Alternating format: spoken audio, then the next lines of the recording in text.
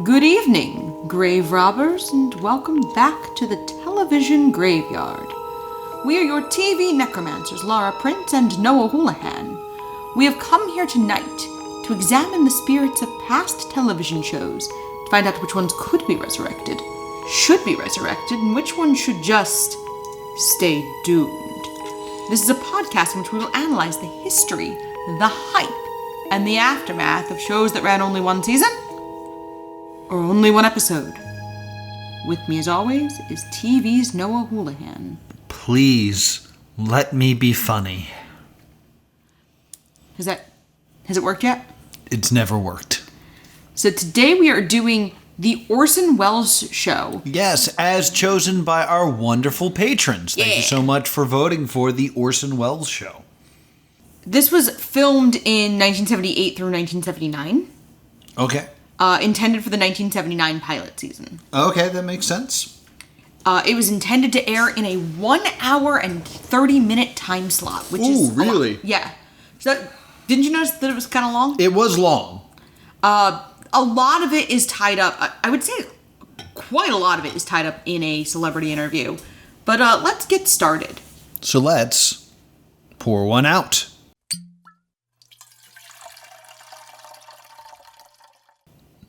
Laura, what do you got there? I have the It's Not Easy Being Green. Oh. For reasons that will become apparent. Yeah.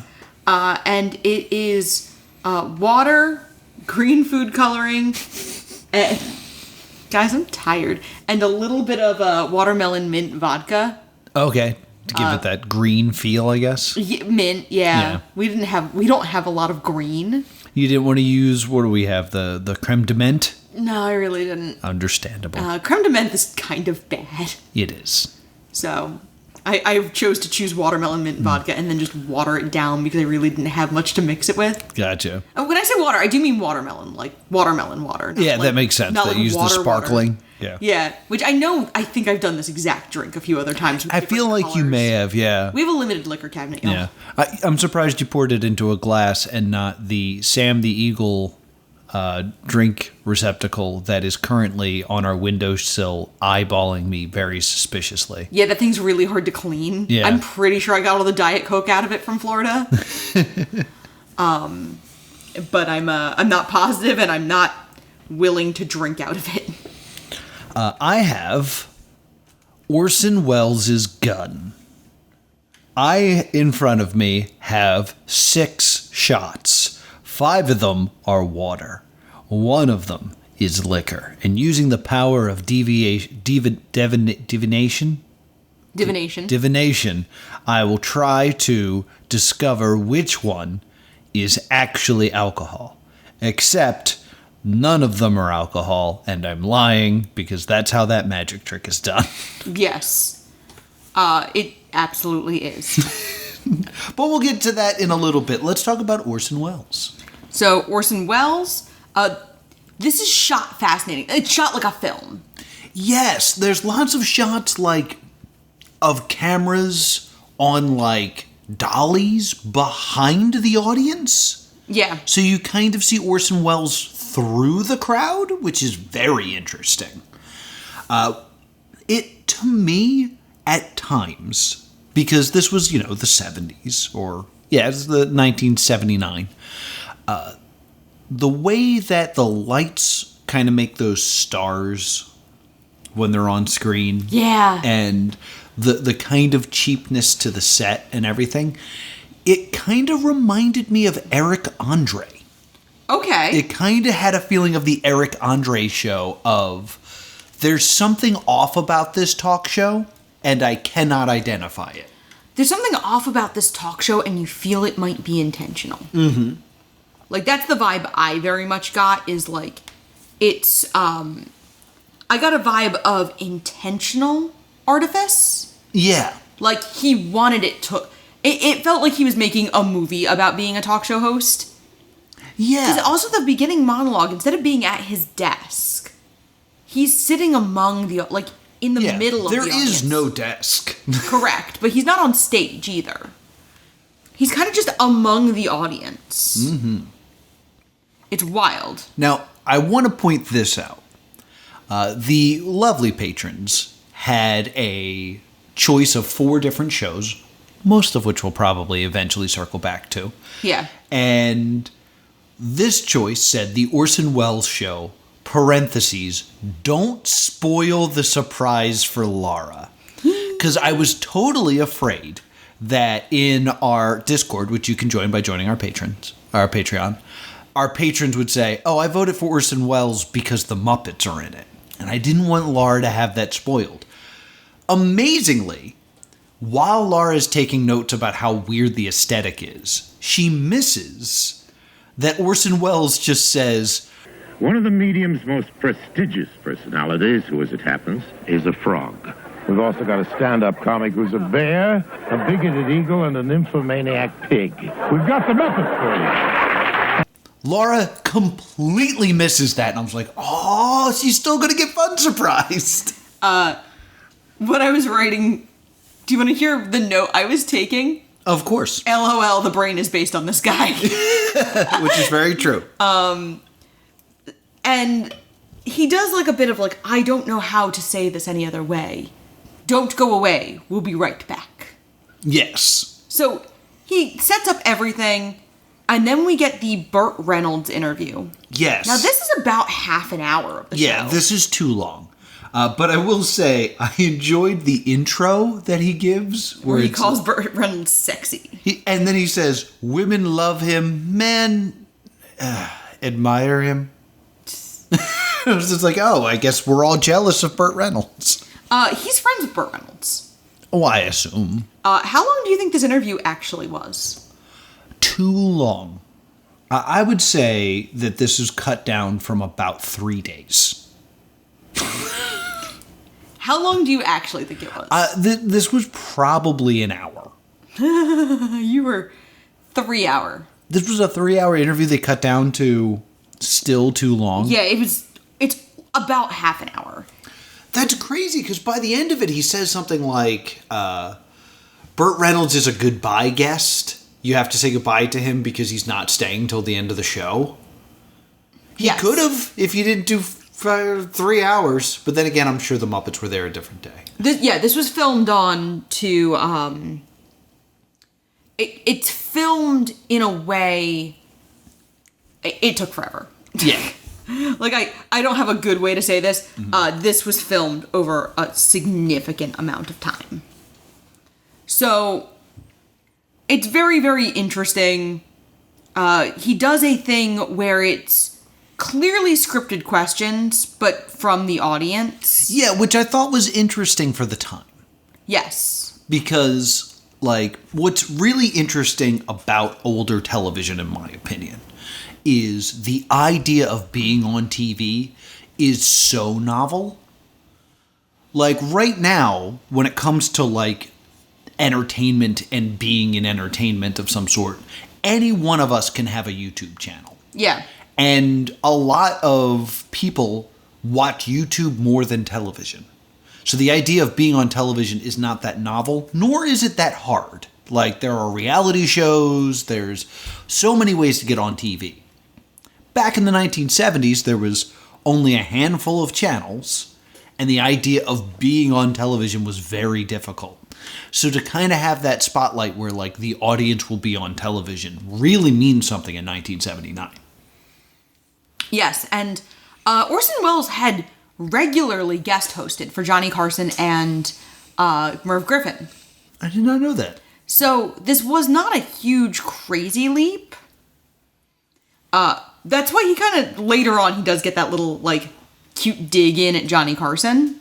Because I will say, to me, the idea of Orson Welles as a talk show host is very strange. Because, like, he's Citizen Kane. This is, like, the greatest actor of our time, of that time. Yeah. Suddenly doing a talk show. Like, I was trying to figure out the equivalent to like, who today, if they were just, like, randomly giving a talk show, would this be? DiCaprio. DiCaprio? Yeah. That level of, like, pretentiousness. Think current day DiCaprio. Current day DiCaprio. Yeah, I guess. He, like, doesn't get out of bed unless it's for a 24-year-old or Martin Scorsese. Because I had 3 names pop into my head. Okay. Tom Hanks. Too charismatic and sweet. But like, he is, like, the guy. Yeah. Like, Tom Hanks is in this. Oh, I bet he's amazing in it. Oh, Yeah. look, he is. It's Tom Hanks being Tom Hanks. John Malkovich? That's pretty close to this, I think. Yeah, just like that weird, like that weird voice and that prestige that comes with it. I would like to welcome my next guest, the annoying orange. I would like to welcome my next guest, Mr. Beast. So you'd like to play pranks on the internet? Let's do the John Malkovich. Yeah, that's really right. This is a comedy sketch. Do we know anyone who does a really good John Malkovich I impersonation? think I do a pretty terrible one. I actually have some pitches now. We'll talk about this off mic. Or I was trying to think of like who's like. So, Ms. Robbie, you play Barbie. How does it feel to be a doll? I can't think of his name now. It's just like left my brain. Commissioner Gordon, Tinker Tailor Soldier. Gary Oldman. Because Gary Oldman's a chameleon. Like every time you see him, you're like, is that Gary Oldman? Yeah, but I feel like Gary Oldman would become a different person in this. Like, he wouldn't be Gary Oldman. He would be this other person. So, I agree. He would create the character of a talk show host, and it would just be perfect. Yeah. So before we lose the plot too much, this interview is pretty good. Like, there's some cool questions that, I mean, they're obvious audience plants. Also, it's one of the things that keeps coming up is that Burt Reynolds and Orson Welles? Orson Welles are wearing the same outfit. The same outfit. The same red, pointy lapelled dress shirt open under like a black suit. Mm-hmm. This was not done on purpose. Really?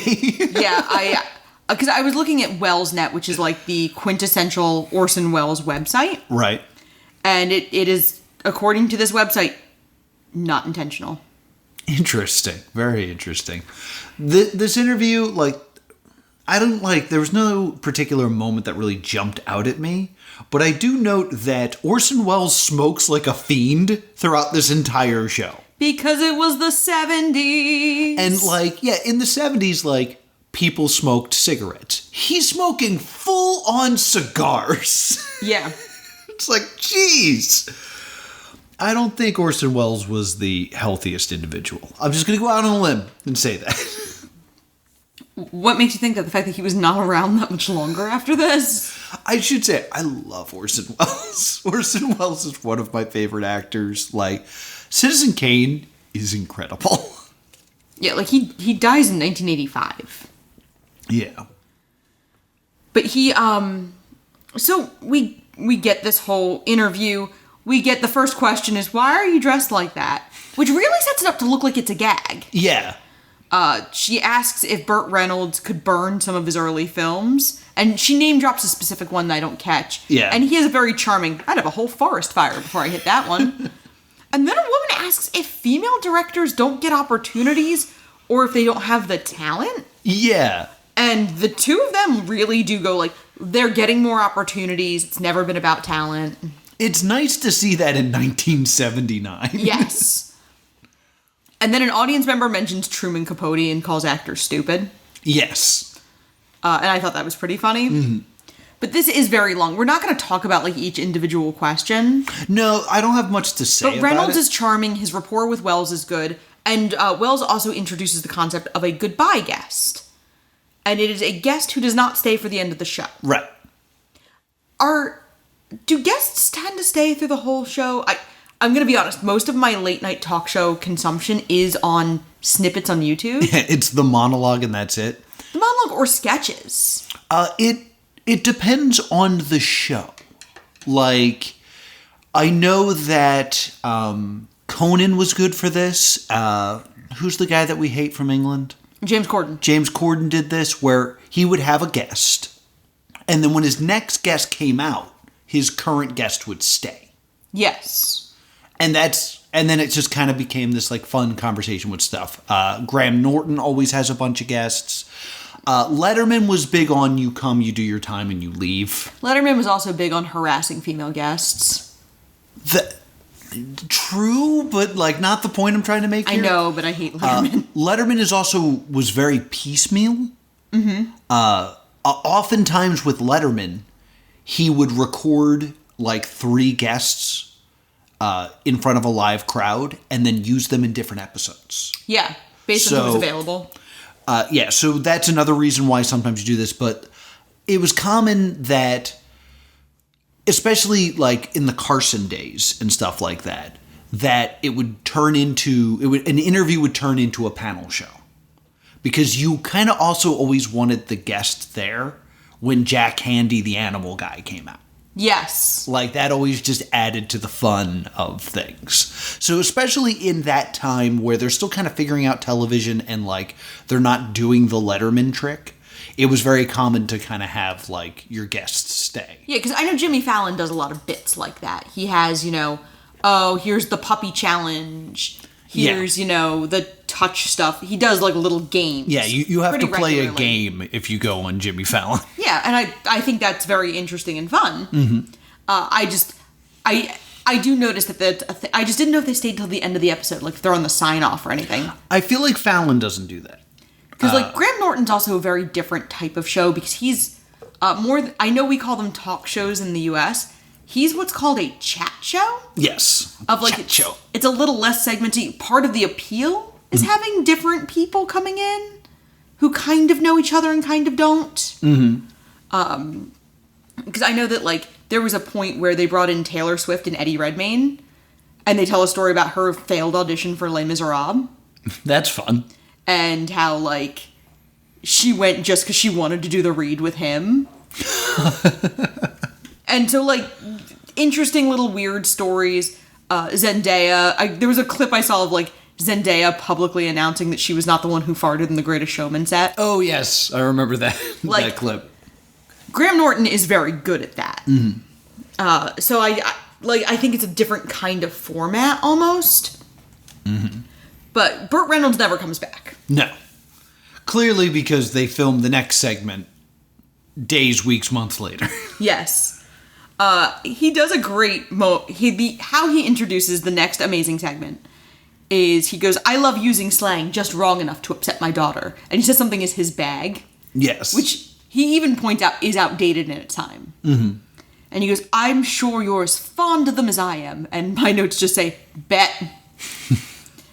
My next 3 notes. Surprise Muppets. Hell yeah, Sam the Eagle is here. Mm-hmm. Stay tuned, stay tuned. Yeah, Laura lights up because the Muppets arrive. Not only are the Muppets there, but, like, I never think of Sam the Eagle as being one of the early Muppets. Right. I know he was, you don't usually get to see Sam the Eagle that much in early things, and it was really, really exciting to get to. So it starts off with Orson Welles is in a different outfit, and the Muppets discuss their act. Do you want to talk about how Fozzie, because... Yeah, there's a lot of Fozzie, like... And I hired my writer, Gags Beasley. Not Gags Beasley. Gags Beasley, the ace comedy writer for 57 years in this business. He has given me the A material for the Orson Welles Show. He is the cheapest cheapest comedy writer that there's going. Are you kidding? I'm paying him $1.50 a joke. $1.50 a joke? $1.50, yes. You call that cheap? You should pay him by the laugh. Well, you could never get paid then. That's right. This is Fozzie at his best, really. Fozzie has like they go on about whether they call him Mr. Wells or Mr. Orson. Yeah. And Orson Welles, who genuinely does love the Muppets. Mm-hmm. He's in the Muppet movie, which comes out later in 1979. Oh, all right. Which they are not promoting in this show. They're just there. It's very interesting to see a talk show where the goal isn't to get you to see a movie at the end of the interview. Because the Muppet movie might not have even had a release date. Yeah. It was in production. But it may not have had a release date yet. True. Because it was released in May 31st of 1979. This was completed by February. So there's just all of these little amazing bits. And at one point, Fozzie goes, "This is bear meditation," and he's just face palming. And he said, he name drops his comedy writer and says, "Please let me be funny. Please let me be funny." Does it work? Hasn't yet. And Sam the Eagle asks to be dismissed. yeah, can I just go? You can go whenever you like. Sam Eagle had no part of this.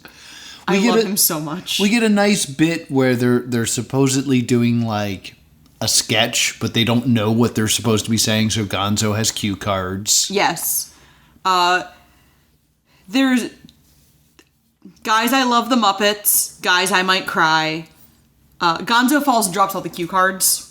Mm-hmm. And that's when we get the Carson joke, when Wells asks for advice about hosting a show. And Fozzie goes, "Do what Carson does." And Wells goes, "What, stay home 3 days a week?" Mm-hmm. There's a joke about Ronald Reagan's hairline that dovetails with the Middle Eastern oil crisis. Yeah. And then Fozzie's like breaking down and having an existential crisis. He goes, Yeah. "It's all I want is to be funny." And Kermit goes, "That's all we want too, is for you to be funny." And then Gonzo introduces the first magic trick. Animal shows up, and I'm like, "Hey! It's Animal."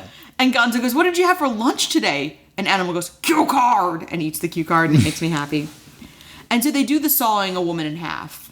Yes, it is not the cabinet. It's the cabinet where they cut her into multiple pieces. Wells does very little when it comes to the trick. Right? Like, he kind of shows up at the end and just gives, like, the final blade a shove. Yeah. And throughout this whole thing, we're getting reaction shots, not from a crowd, But from the Muppets. Yeah. I can't think of a time where they've mixed the Muppets with magic. And it makes so much sense. Penn, tell her. For real.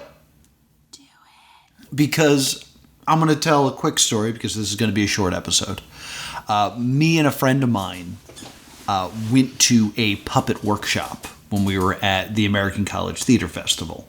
And the way that you work like a Fozzie-esque Muppet is one person works the head and the left hand, and then the other person works the right hand. And you kind of have to like work as a team to like, create something. And me and my bud had this like blue guy who was like, he looked like he kind of had that like Fry squinty eye look, and he was like this bald blue guy that just looked annoyed about stuff. And since I had the mouth, I was talking. And as we're talking, we switch so that my hand gets out of his like left hand, and now my buddy's working both hands and I'm just working the mouth, but no one sees us do that. Okay. So then my buddy breaks out a deck of cards and shuffles them, and everyone gasps. Everyone thinks you guys are wizards. They think we're just incredible. And then we do a magic trick, and everyone's like, "How are they doing this?" It was really fun. I have few regrets, but I skipped puppet boot camp. I was supposed to go to a puppet boot camp, and something came up and I didn't go, and I kind of regret not going to puppet boot camp. I feel like that'd be a fun thing to know. But, like, the idea of the Muppets doing magic is... Because, like, the Muppets are all about things, like, going wrong. And you could really pull off a nice magic trick where it's like, you're supposed to do X. X doesn't happen, but then Y happens, and it's still amazing. And because they're not, like... You don't have to follow laws of biology and physics. You can do some really funny stuff. Mm-hmm. I can't believe there's not a puppet magician. Laura is Googling to prove me wrong that there is probably already a puppet magician. the amazing Mumford, but he's from Sesame Street. Oh, I remember him. A la peanut butter sandwiches. There's some very old Muppet things, but there's not a lot. All right, well, I'm going to get a puppet. Oh, no. I'm going to learn a magic trick, and I'll be on Fool Us in, like, a year. It happens that quick, right? Yeah, the magician Doug Henning does an episode of The Muppet Show. And so there's magic in that specific episode of The Muppet Show. Mm-hmm. That's really it.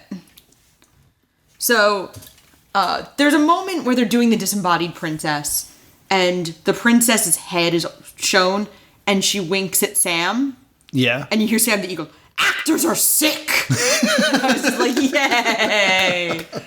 So they finish the magic trick, and it's very much that Sailor Moon meme where it's like, no need to thank me. You didn't do anything. Yeah. All he really does is tell the story. Mm-hmm. They're also goodbye guests, but we get like a panel moment with the three of them. With Fozzie, Kermit, and Orson Welles. And then the spotlights widen, and there's Frank Oz and Jim Henson. Yes.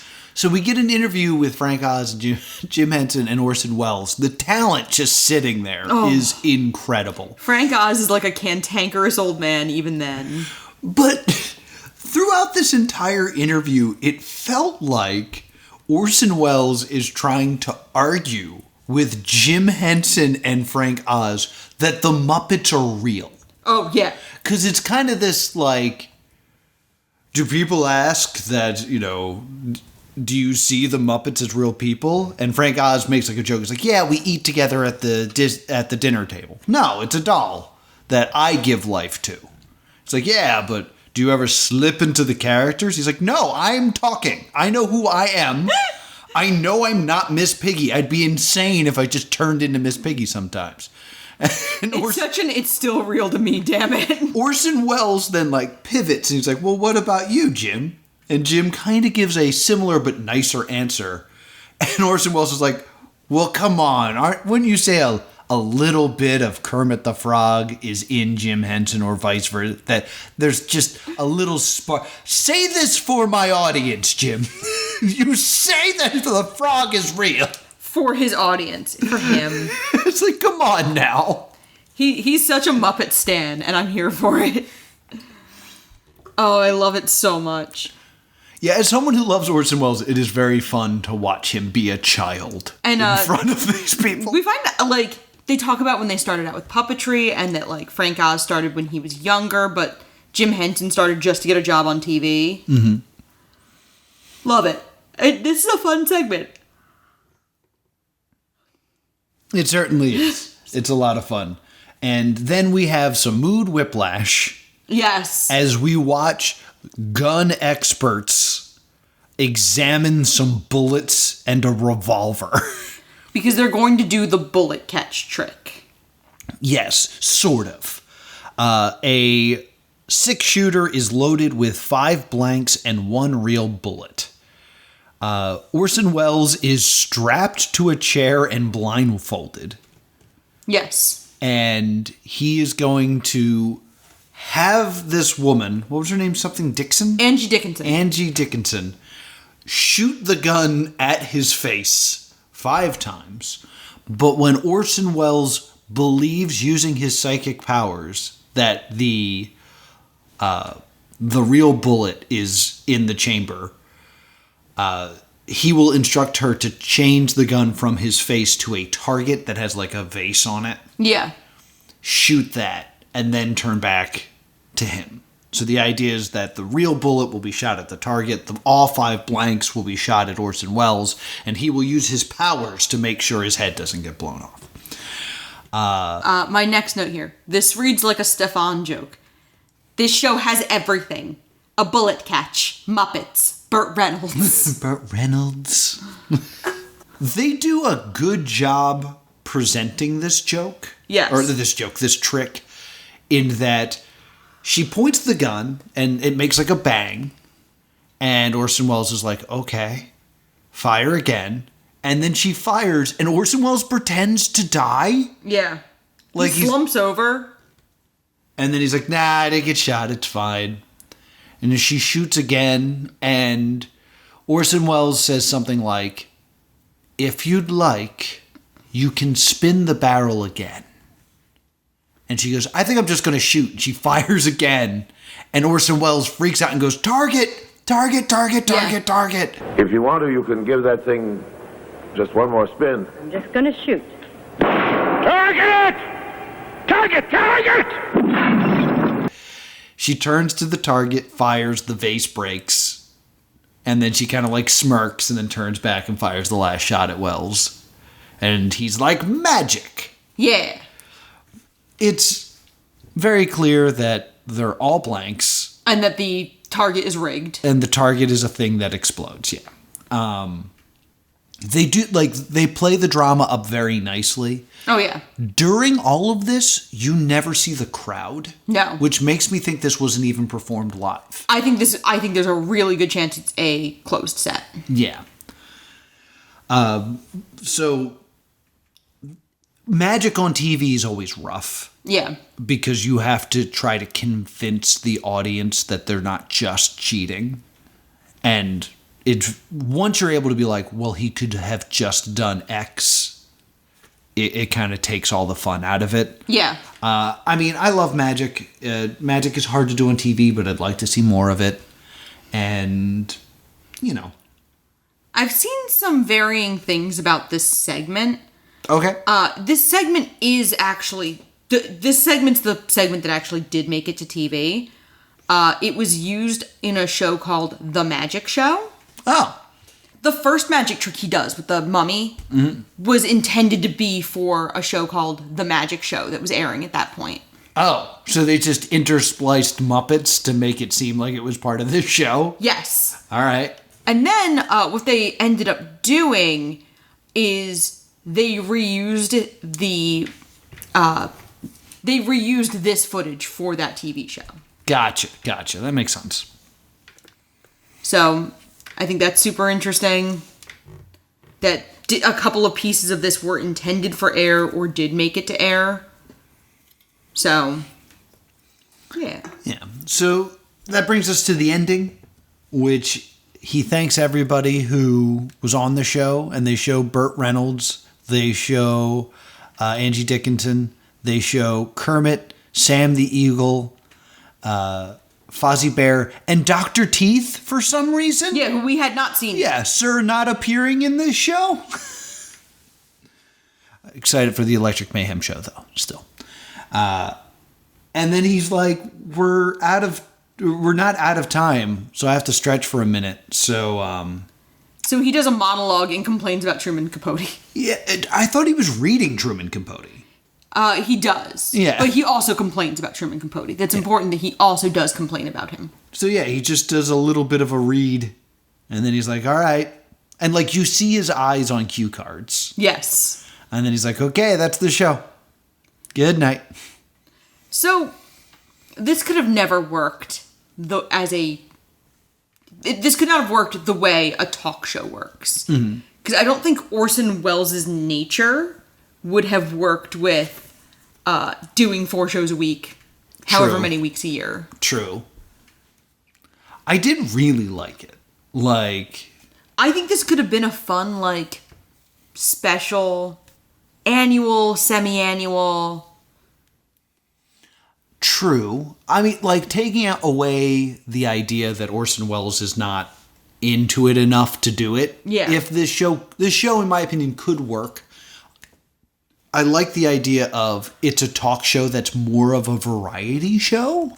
Yeah. I think that's really fun. Like, there used to be a show, I believe, on FX called Penn and Teller's Sin City, which was very similar to this in that, like, it was magic, and then, like, a guest would come on, and then the guest would get involved in the magic, and then, like, some sort of, like, freak show performance would happen. Someone would, like, you know, hang from hooks or whatever. And I like that, like, that show where there is a consistent host, but what's going to happen is really unknown. I think this really works. And as someone who loves Orson Welles, of course I love this show. Yes. I think it's really fun. Variety shows also, like, if we go into the product of its time, television history, variety shows are popular in the 70s and 80s. Yeah. So I think that's a big part of it, is that this is very similar. Yeah, and additionally, this is the pilot where we saw him talk to one of his best friends and the Muppets that he adores. Oh, gosh. I would love this show to continue and watch Orson Welles get more and more tired and dealing with people he knows less and less. Yeah, like him burning through people he's worked with and likes. Yeah. That'd be fun. Yeah, like promoting things that he doesn't see as art. You know? Oh my god, amazing. Him just getting irritated with people and things. Oh my god, he passed away in 1985, but could you have imagined him, like, dealing with, like, 80s musicians he didn't get? Yeah, that's what I want. Like, picture him dealing with, like, Tiffany. Yes, yeah. Oh my god, amazing. Him having to confront the idea of a mall. Yeah. Here we have Johnny Rotten. Something like I'd love to see him do the animal segment. Oh my god. Someone's gonna come out and put snakes on me. You're all going to be surprised. Yes. I don't do a good Orson Welles. No. You do a better John Malkovich than you do Yes. Orson Welles. That's why I worked that in. And your John Malkovich is okay. All my impressions are okay at best. There are no good impressions that I do. Oh. It's true, but also, oh. Sorry. Give me your pity for my lack of talent. So I think that brings us to the end of the show. Yeah. Verdict. I really enjoyed watching this, but I think it's a stay doomed because I don't know that it would work long term.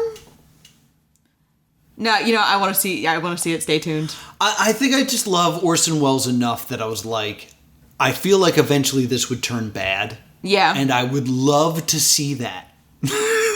I'd love to see, because if you don't know, like, Orson Welles, I highly recommend that you watch Citizen Kane. But if you don't have time to watch a 3-hour black and white movie, simply find the Orson Welles P commercial outtakes where it's just him being upset about the copy he has to read.